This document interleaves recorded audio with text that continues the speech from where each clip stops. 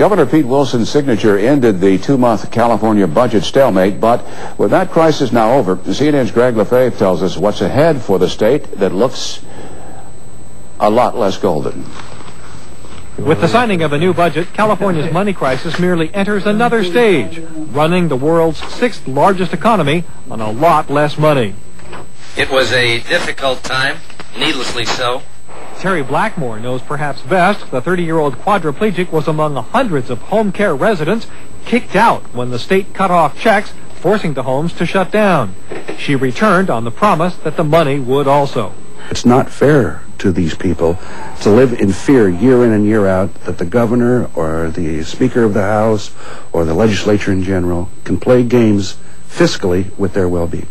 The state will keep on issuing its infamous IOUs for another week or so, while it negotiates a short-term loan to pay off the $3.5 billion in IOUs already issued since July. Budget slashing came at every corner. Health and welfare lost $1.7 billion. State aid to local governments lost $1.3 billion. You'll have an increase in TB cases that are not being followed. You'll have less children immunized. We're taking off. People will be going without medical care. Governor Pete Wilson held the legislature to no new tax increases, but does nearly the same thing, adding about $500 million in fees for various services. The toughest cuts to make, $1 billion from public schools.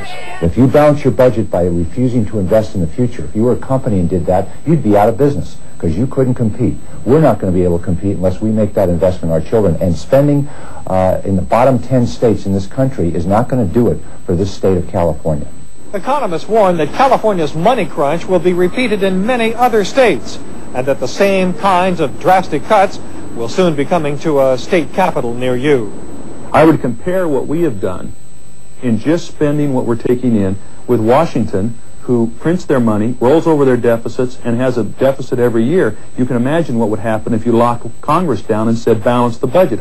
The state's embarrassment spread nationally as USA Today's editorial cartoon showed the stranded California ship of state on the beach while politicians frolicked on deck.